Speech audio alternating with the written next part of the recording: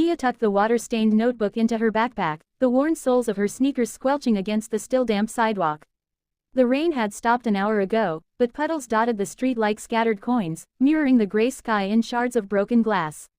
She'd found the notebook yesterday, tucked under the splintered slats of the park bench where she always ate her lunch. Its cover was soft as wet cardboard, pages stuck together in clumps, words bleeding into one another like tears on paper.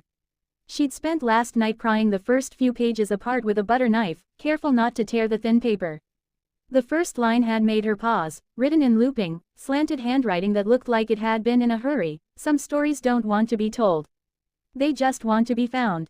No name, no date, just that one line, and then a blank page that had dried with a faint stain that looked almost like a bird's wing. As she walked to school, Mia pulled the notebook out again, holding it under the awning of a corner store to keep it from the light drizzle that had started up again. When she flipped past the first 2 pages, a dry sheet fluttered free, floating down to land in a puddle at her feet. She snatched it up quickly, dabbing it with the hem of her jacket, and felt a jolt of curiosity when she saw what was on it. It was a map, drawn in faded blue ink. Not of any place she recognized. The streets had no names, just twisted lines that looked like roots, but in the top right corner, there was a cluster of trees that looked exactly like the old oak grove behind the public library. A tiny X was marked right in the middle of the cluster, with 3 small words written underneath, "Where the sneakers rest."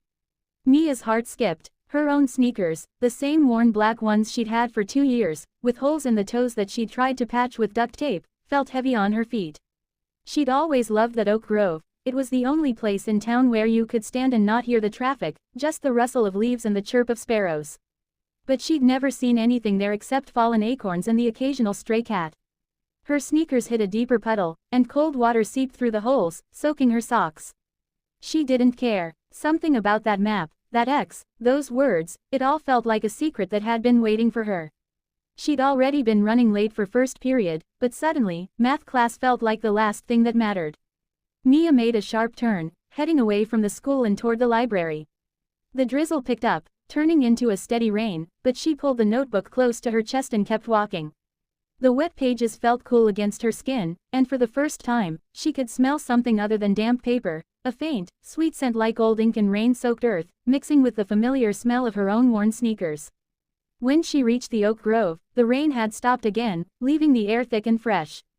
Mia pushed her way through the undergrowth, following the map's twisted lines until she stood in the middle of the cluster of oaks.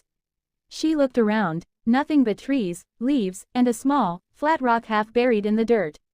She knelt down, brushing away the leaves from the rock. Underneath, there was a small hole, just big enough to fit her hand.